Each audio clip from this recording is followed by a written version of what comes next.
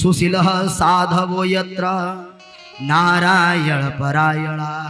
राजन और कहीं जाने की जरूरत नहीं है, ज्यादा वेदांत के पाठ करने की जरूरत नहीं है, वेद के भी पाठ करने की जरूरत नहीं है। तो बोले क्या जरूरत है? तो कहते अघम धुन्वंती काष्णेन निहारमिव भास्कर। राजन केवल भगवान का नाम स्मरण करो। बोले महाराज दवा का नाम बता रहे, कोई रोगी भी उपचारे, इससे ठीक हुआ है? बोले जरूर हुआ है। बोले कौन सा रोगी? तो करे कान्य कुब्जे द्विजः कश्चित् दासी पति अजामिल। अजामिल प्रसंग को सुनाया है सुखदेव जी महाराज परीक्षित से। महाराज अजामिल महापतित हो गया था, नामना नष्ट सदाचार दास्या संसर्ग दूषित। महाराज पहले धर्म के पथिक था, लेकिन संसर्ग में आने से यह अपने पथ से भ्रष्ट हो गया था, और पथ से भ्रष्ट होने के कारण राजन यह पथ से भ्रष्ट होने के कारण भी एक बार गलती से अपने पुत्र के रूप में भगवान का नाम स्मरण कर लिया। परिणाम यह हुआ कि भगवान इसे मुक्ति को प्रदान कर दिए। महारोगी का नाम बताया है, और ये राजन भगवान का नाम नहीं लिया, यह अपने पुत्र का नाम लिया था। इसके 10वें पुत्र का नाम नारायण है। और अंतिम समय में महाराज मति चकार तनये बाले नारायण हवये स एवं वर्तमानुज्ञो मृत्यु काल उपस्थिते। हे राजा, जब अंतिम समय मृत्यु के समय में यमराज के दूत इसके गर्दन में यम पास डालकर खींचने लगे, तो अंतिम समय हम अपने पुत्र का नाम याद किया। इसीलिए अपने घर में बंधु भगवान से संबंधित नाम रखो, याद रखना। भले आपके पास मास्टर सीडी हो या न हो, लेकिन कॉपीराइट सीडी भी वही पिक्चर दिखाती है जो ओरिजिनल सीडी में होती है। कभी ऐसा सुने हैं कि आप कॉपी कुछ और करते हो और प्ले कुछ और होता है? जो डाउनलोड करेंगे वही आप देख सकते हैं। इसीलिए परीक्षित जी महाराज से निवेदन करते हैं कि जब अंतिम समय मृत्यु की सैया पर आए, तो मृत्यु के सैया पर आने के पश्चात महाराज अंतिम समय अपने पुत्र का स्मरण किया। और जब दूरे क्रीडन का सक्तम पुत्रम नारायण वयम प्लावितेन स्वरेणो चै आजुहाव। महाराज संपूर्ण इंद्रियाओं के बल लगाकर अपने पुत्र को बुलाया, हे नारायण आओ हमें बचाओ। आकाश मार्ग से भगवान के पार्षद जा रहे थे, आकर धमक पड़े। इसलिए अपने पुत्रों का नाम भगवान से संबंधित रखो।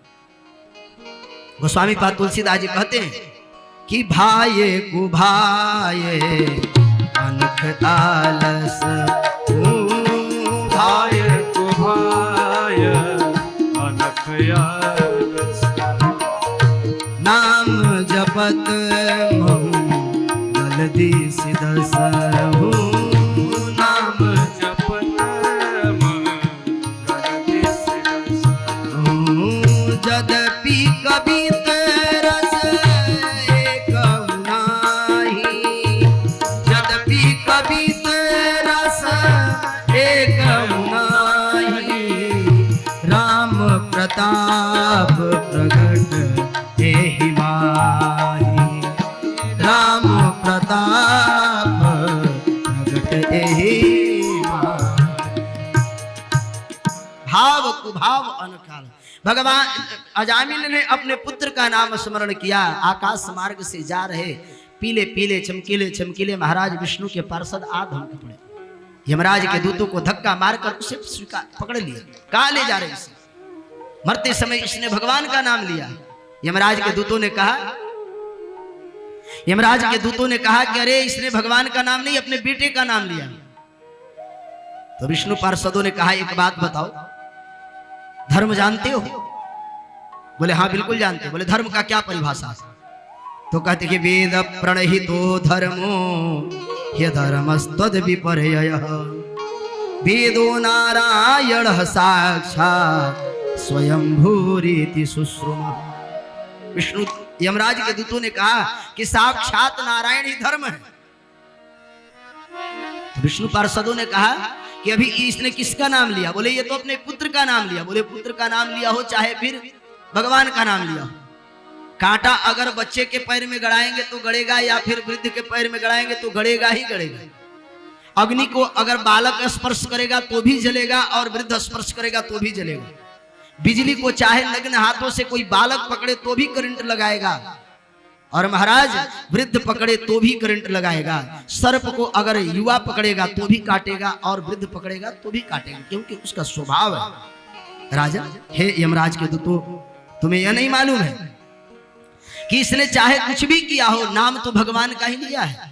इसीलिए भाव कुभाव अनख आलस, गोस्वामी बाबा कहते हैं, या किसी न किसी प्रकार से मंगल, नाम जपत मंगल दे। गाड़ी के नाम पर भी भगवान का नाम ले रहे हो तो यह कहीं ना कहीं हमारे लिए मंगलप्रद ही होता है।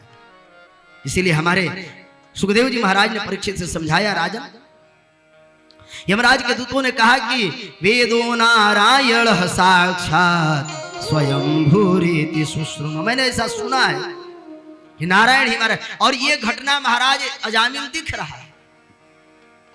अजामिल सोच रहा है कि हमसे बहुत बड़ी भूल हुई है, इस बार भगवान के कृपा से बच जाए तो अब मैं केवल और केवल भगवान का नाम स्मरण। इसीलिए जीवन में बड़ा भगवान का नाम क्रांतिकारी परिवर्तन करता है।